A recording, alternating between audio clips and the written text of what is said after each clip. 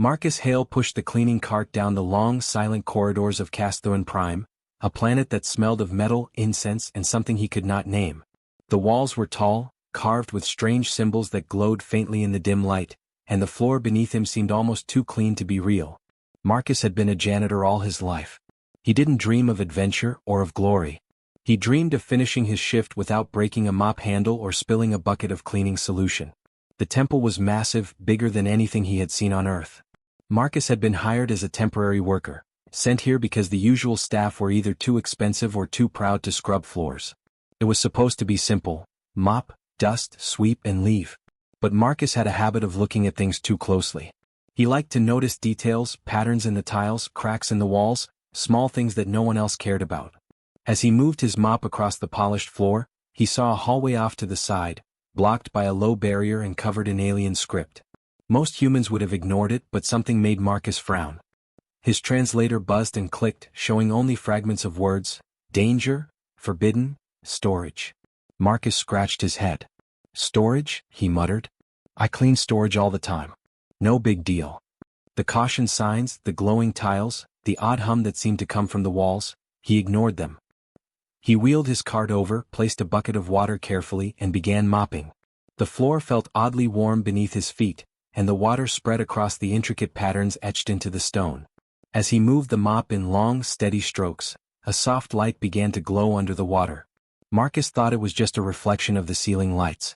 He hummed a tune his mother used to sing when he was a boy, something simple, something human. He liked to hum while cleaning. The sound of his voice echoed in the hallway, and for a moment, he felt a strange calm, as if the building itself was listening. Then came a soft vibration under his feet. Marcus froze. The tiles shimmered and the light from the patterns grew brighter. He blinked. Okay, that's weird, he said. He stepped back, looking around. Nothing else moved. He shook his head and went back to mopping. Maybe it was just the old building settling. Maybe it was the water reflecting the lights wrong. A sudden hum filled the air, low and steady. It started in the floor, rose through the walls, and wrapped around Marcus like a soft wind. He dropped his mop in surprise. The floor beneath him glowed fully now, and the patterns seemed to shift as if the tiles were rearranging themselves. Marcus stumbled backward, his heart beating fast. What did I do? He whispered. The hallway doors ahead slid open silently, revealing a vast chamber beyond. It was empty, or at least it looked empty. Rows of dark shapes stretched into the distance, lined perfectly. Marcus squinted. They looked like enormous ships, silent and still. Their surfaces gleamed faintly in the glow of the floor. He had never seen anything like them. They were massive, far bigger than any spaceship he had imagined, and somehow, they were staring at him. Marcus wanted to run. He wanted to yell. He wanted to call someone, anyone. But his legs felt frozen, his mind stuck on a single thought. I didn't do anything wrong. I'm just a janitor. Then a sound came from the ships. A soft, mechanical whisper, almost like a sigh. Marcus took a small step forward, then another, and the closer he got, the more he realized that the shapes were awakening. Lights blinked along their hulls, panels slid open, and a low, rhythmic hum filled the chamber. Marcus's mouth went dry. He looked down at his mop, then at the glowing tiles, then at the awakening ships. He wanted to drop to his knees, to apologize, to run away and never touch a mop again. But the more he stared, the more he felt important. Not in the way heroes in stories felt important, but in a simple, human way. He had done something no one else had, just by doing his job. Marcus swallowed hard. He had no idea what he had started. All he knew was that he was a janitor, standing alone in a temple on an alien planet, and something enormous, something impossible, had just woken because of him. The soft hum of the ships filled the chamber, and Marcus realized he was no longer just cleaning. He was standing at the edge of something much bigger than he had ever imagined. He reached down, picked up his mop, and straightened his back. Well, he said, trying to sound braver than he felt, guess I'd better finish the job. Marcus Hale barely had time to process the glowing floor before the hum in the chamber grew louder, deeper, vibrating through his chest. The ships he had glimpsed weren't just machines, they were ancient, enormous, and alive in some way he couldn't understand. Their metal hulls reflected the strange light from the floor, making them look like silent, sleeping giants. Marcus stumbled backward, almost dropping his mop again, and muttered, "What have I done?" As he watched, a panel on the closest ship slid open with a hiss, revealing a smooth, dark interior that seemed to stretch endlessly. Lights inside flickered on in sequence, running down the hull like veins of energy. Marcus's stomach turned, half fear, half awe. His mind raced. Are these warships? Are they dangerous? He had cleaned plenty of floors before, but never one that could wake a fleet from centuries of silence. A voice, or maybe a thought, echoed in his mind. It wasn't his translator. It didn't sound like any human or alien language he knew. It was calm, commanding but not unkind. Command authority verified. Awaiting orders. Marcus froze. He glanced around the chamber but there was no one. No priests, no aliens, just him, the glowing tiles and the ships. His hands shook. Orders? I'm just a janitor, he whispered aloud. The ships didn't stop. Lights shifted along their hulls, panels slid further open, and mechanical arms inside moved slightly as if stretching after a long sleep. He stumbled forward, gripping his mop like a weapon or a walking stick. Okay, let's just figure this out. Marcus had never commanded anyone in his life, not a team, not a coworker, not even his old neighbor's dog. Yet here he was, facing thousands of ships that had not moved for centuries, and they waited for him. The floor beneath him pulsed softly. Marcus realized the tiles had somehow linked him to the ships, recognized him as the one who completed their activation. The more he moved, the more the floor glowed, connecting lines of energy from the tiles to the ships like invisible veins. Marcus's fear turned into something else, responsibility. Suddenly, one of the smaller ships shifted its massive hull, raising a turret toward the chamber ceiling, then lowering it. Another ship followed. Marcus held up his mop in front of him instinctively. Whoa, easy. I didn't mean anything. I'm just cleaning. His voice echoed in the enormous hall. The voice, or thought, returned in his mind, calm and deliberate. Assessment complete. Human authority acknowledged. Systems online. Marcus's eyes widened. Systems online? He barely understood what the words meant, but he guessed it was good. Maybe not. He had no idea what these ships could do. They could destroy planets, start wars, or who knew? He felt a sudden weight pressing on his shoulders, a mixture of fear, awe, and something like pride. He looked back at the glowing floor. The patterns shimmered, and Marcus realized that each stroke of his mop had completed circuits or channels he couldn't see before. By accident, he had activated something far bigger than himself, something humans weren't supposed to touch. A giggle escaped his throat. Well, at least my mop is doing its job. The floor trembled slightly, and a holographic display flickered above the nearest ship. Symbols, star maps, and schematics appeared, impossible for him to read, but one thing was clear. The ships had memory, intelligence, and purpose. They were not just machines. They were guardians, soldiers, sentinels waiting for someone to wake them. And that someone, Marcus realized with a sinking heart and a strange thrill, was him. He tried to take a step back, but the ships reacted instantly. Lights flickered in patterns that felt like acknowledgement. One massive craft, taller than the temple itself, extended a ramp, folding its panels like a giant mechanical flower. Marcus hesitated. He had cleaned floors with dangerous chemicals, slipped on wet tiles, but he had never faced anything like this. He swallowed hard and took a cautious step forward, then another. His mind raced with questions. Why me? Why now? What do they want? The voice, or the ship's consciousness, answered silently, filling his thoughts. Human authority verified. Guidance required. Marcus's knees wobbled. Guidance required. He wasn't a leader. He wasn't trained. He hadn't even finished high school in any meaningful way. Yet somehow here he was, holding a mop in one hand, a bucket at his side, and standing at the center of the galaxy's greatest awakening. He looked up at the largest ship again. Its lights blinked slowly, deliberately, almost like it was waiting for him to speak. Marcus took a deep breath. Okay, everyone, just calm down. No sudden moves. We'll figure this out. His voice echoed across the chamber, small but steady. The floor hummed in response, sending gentle vibrations through his feet. The ships aligned, panels folding and unfolding, forming a pattern that Marcus didn't understand but somehow instinctively trusted. The temple itself seemed alive now, as if breathing in sync with the fleet outside. Marcus stepped closer to the largest ship. I don't know what to do, he said, voice barely above a whisper. But even as he spoke, he realized something. He didn't need to know everything. He didn't need to control them perfectly. He only needed to be human, to act with sense and care. That might be enough. For the first time in his life, Marcus felt a strange pride. Not for cleaning floors. Not for following orders. But for being in the right place at the right time, for being human. And maybe, just maybe, That was enough to handle the fleet that now waited silently for him, the janitor who had unknowingly awakened the galaxy. Marcus straightened his back, gripped his mop tighter and took a deep breath. "All right," he muttered to himself. "Let's see what happens next." Marcus Hale barely had time to steady his breathing before the chamber seemed to shift around him. The humming of the ships had grown into a low rhythmic pulse, vibrating through his chest and rattling his teeth. The walls, once quiet and empty, now seemed to shimmer with energy, reflecting the glow from the floor in patterns Marcus could not understand. He looked up, then down, then all around. He was alone, and yet he was not. Something alive had stirred, and it was watching him. The largest ship in the center lowered a massive ramp with a soft hiss. Lights traced along its hull like veins, illuminating the carved alien symbols etched deep into the metal. Marcus felt a shiver run down his spine. He had cleaned plenty of floors, swept countless corridors, but nothing had ever made him feel this small and yet this important at the same time. Suddenly, a voice, or maybe just a thought, entered his mind. Calm, deep, and without emotion, it said, "Human authority verified. Guidance required." Marcus froze. He was no commander. He was no hero. He was a janitor, and this, whatever this was far beyond him. I don't know what to do," he said aloud. His voice echoed through the enormous chamber, swallowed by the immense silence between the humming ships.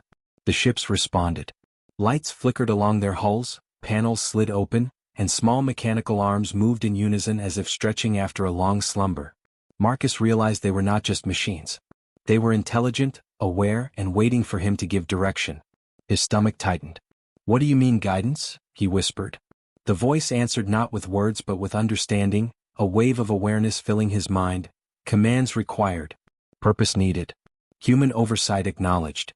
Marcus stumbled backward, gripping his mop like a lifeline. He wanted to run, to escape, to wake up and find himself back in a quiet, empty hallway somewhere on Earth. But he could not.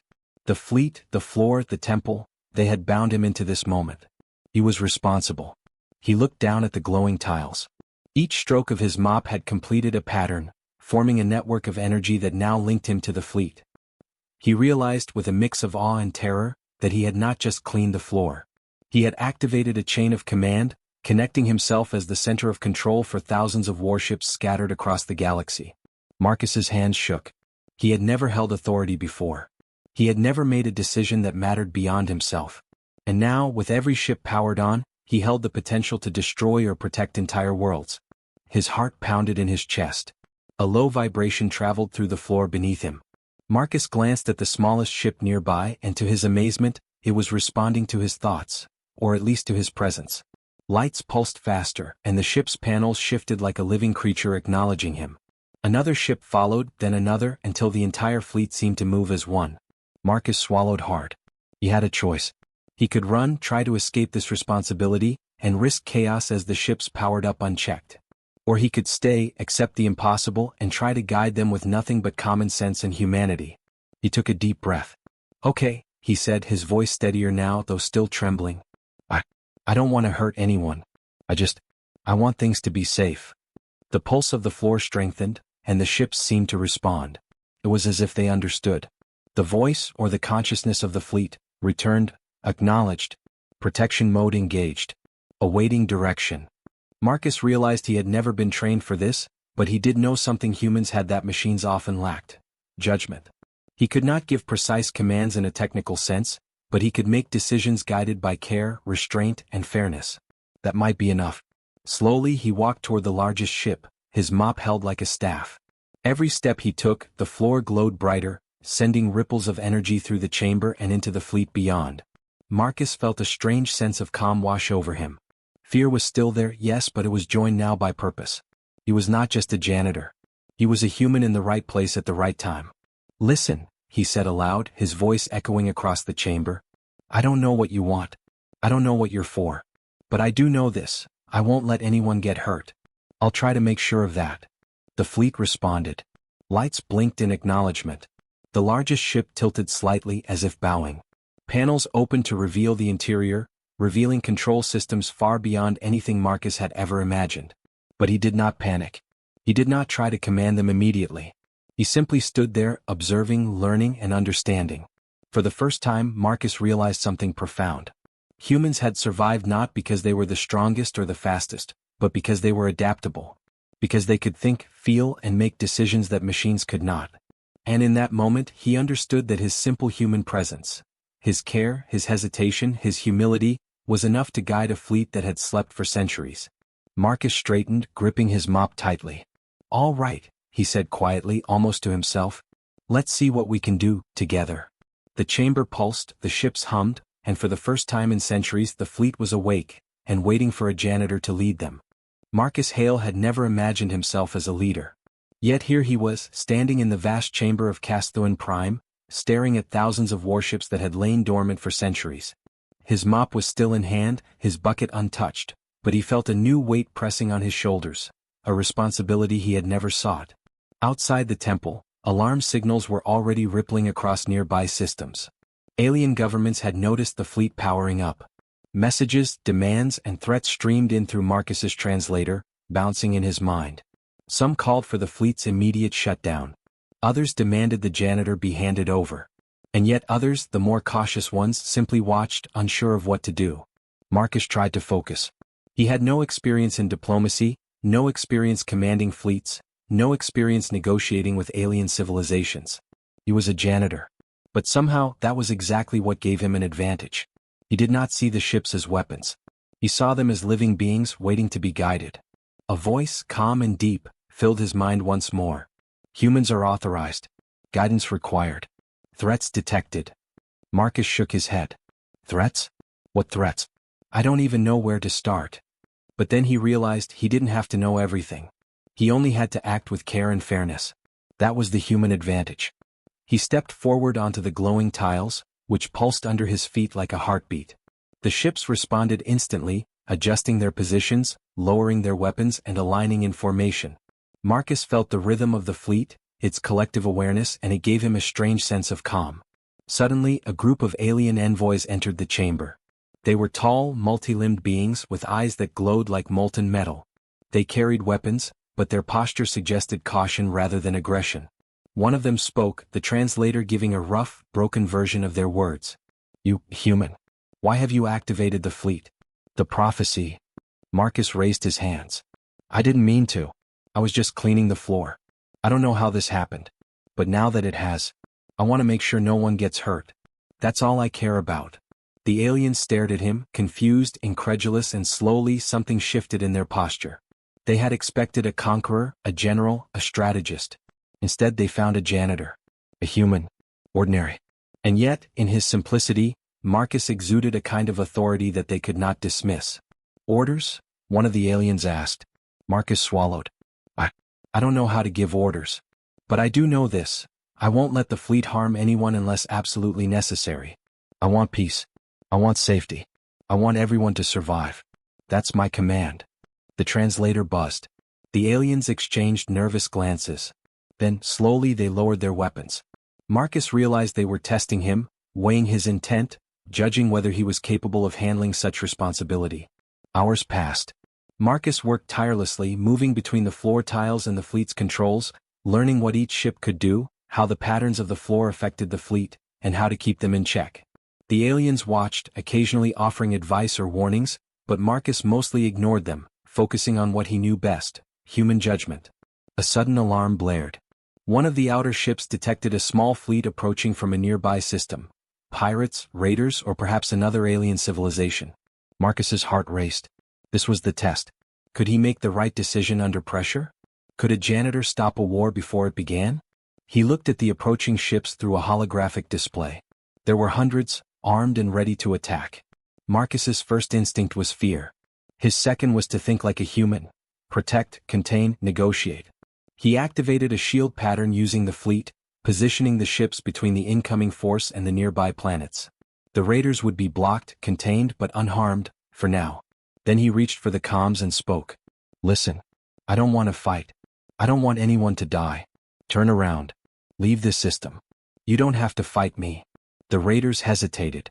They were not used to being confronted by a fleet controlled by a single human, and certainly not one who did not immediately fire weapons. Marcus waited, holding his breath. The ships hummed in solidarity, their presence imposing without aggression. Finally, the raiders retreated, their ships turning away from the glowing fleet. Marcus exhaled slowly. The aliens in the chamber murmured among themselves. They had witnessed a human resolve that no machine, no warrior, no alien diplomat could have matched. Marcus had won without fighting, using only his judgment, restraint, and understanding. By the end of the day, Marcus was exhausted. His mop was dripping, his uniform stained with water and floor polish, and yet he felt a strange pride. The fleet was contained, the aliens were appeased, and the galaxy's most powerful weapons had recognized a human, not as a conqueror but as a guide. One of the alien envoys stepped forward. "You have passed the test. We expected strength, strategy, or conquest. Instead you used care. The fleet obeys you. You are chosen." Marcus shook his head, a tired smile forming. "I'm just a janitor," he said. "I clean the floor. That's it. That's all I wanted to do." The envoy inclined their head. "Sometimes, the simplest heart is the strongest." Marcus looked at the glowing tiles, the ships aligned in silent obedience, and the aliens watching him with respect. He realized something profound. Humans were underestimated, dismissed, overlooked, but their greatest strength was their humanity. A janitor, a cleaner, a simple man, could change the fate of a galaxy. He picked up his mop, sloshed water over the tiles and muttered to himself, "Well, I guess I better keep cleaning. Someone's got to keep this place tidy." For the first time in his life, Marcus Hale felt truly powerful. Not because he commanded weapons, not because he had armies, but because he had remained human even when the galaxy watched him. And somehow that was enough. Marcus Hale stepped out of the temple chamber, mop in hand, and looked up at the sky. The twin suns of Casthoan Prime hung low, casting golden light over the massive fleet now hovering silently above the planet. The ships were aligned in perfect formation, their dark hulls reflecting the light like calm giants waiting for instructions. Marcus felt a strange mix of pride and exhaustion. He was a janitor, a human who had never held real power in his life, and yet he now guided the most powerful fleet the galaxy had ever seen. The alien envoys were gathered nearby, watching him with cautious respect. They had tested him, observed his choices, and now they no longer treated him like a curiosity or a potential threat. They treated him like a leader. Marcus still didn't feel like one. He was wet, tired, and his uniform smelled faintly of floor polish, but somehow that didn't matter. He had learned that being human, the simple acts of care, patience, and fairness, was stronger than any weapon. A comm signal chimed and Marcus's translator buzzed. Messages from nearby star systems poured in. Some begged for protection, some demanded explanations, some were terrified. Marcus frowned.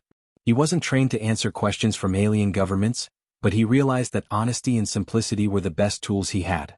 He cleared his throat. "The fleet, it's here to protect, not to attack. No one should fear it. No one should be hurt because of me. We only act when necessary and only to keep the galaxy safe." The aliens whispered among themselves. Marcus noticed that even the most skeptical of them seemed to relax. His words were not polished or grand, but they were human, and somehow humans could say things that machines and politicians could not. Marcus spent the next few days learning to communicate with the fleet more effectively. The ships responded to patterns, gestures, and simple commands. Marcus developed a rhythm. He would sweep the floor in specific motions, tap the glowing tiles, and the fleet would move accordingly. It was not perfect and there were mistakes, but it worked. Every morning he cleaned, and every morning the ships waited for him, calm and ready. One morning a new challenge arrived. Scouts detected an uncharted starship approaching the system. It moved cautiously, scanning, and Marcus realized it belonged to a civilization unknown to the Casthoan priests. The aliens around him panicked. They could be hostile. They might attack. What do we do? Marcus sighed. He had learned one thing over the past days: haste and aggression were dangerous. Calm and patience worked better. "We wait," he said simply. "We observe. We don't strike first. Let them see that we mean no harm." The unknown ship lingered at the edge of the system, scanning the fleet, and then sent a small communication. Marcus's translator struggled to decode it, but the message was clear enough. "Who commands this fleet?" Marcus straightened, his mop resting against his shoulder. He spoke slowly, carefully. "I do. I am just a janitor. But the fleet is not mine to use for war. It is here to protect, to prevent harm, and to keep peace." There was silence on the comms. Then a reply: "We will observe. But we respect your authority." Marcus smiled faintly.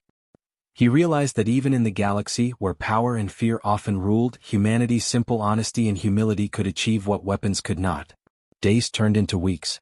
The fleet became a protective presence across nearby star systems. Pirates and raiders learned to avoid Casthoan Prime, not out of fear, but because they knew the fleet, guided by a human, acted with fairness. The alien governments began to communicate, negotiate, and cooperate, using the fleet as a neutral force to maintain balance. And through it all, Marcus remained humble. He cleaned the temple floors every day, humming Earth tunes, mopping and sweeping as if nothing extraordinary were happening. To anyone who saw him, he was just a janitor. But the fleet, and the galaxy, knew differently. One day, a group of alien children wandered into the temple. Marcus watched them marvel at the glowing tiles and the towering ships outside. They asked questions, wide-eyed and curious. Marcus knelt down, smiling. These ships are not monsters. They're friends. They wake up because we take care of them. Because we act with care and honesty even when it's hard. The children nodded, and Marcus felt a warmth in his chest. He realized that the lessons humans carried, the courage to do the right thing, the humility to know your limits, and the patience to guide rather than force, were stronger than any weapon. One evening, as the twin suns set, Marcus looked out at the fleet hovering silently in formation, waiting for his next instruction. He thought of Earth, of the small ordinary life he had once led, and he chuckled softly. Well, he muttered to himself, I guess mopping floors isn't so boring after all. He picked up his mop and began sweeping the temple tiles. The fleet pulsed in response, lights flickering gently. The galaxy watched, and Marcus realized that being human, just being human, was enough to command respect, bring peace, and change the course of history. The priests, envoys, and even skeptical aliens looked on, learning from a janitor that true power often lay not in weapons or strategy, but in simple human actions. Marcus Hale had started as a cleaner of floors, a background figure no one noticed. Now he was a guardian of galaxies, a humble hero who proved that one human's courage, honesty, and care could awaken not just ships, but the hearts of civilizations.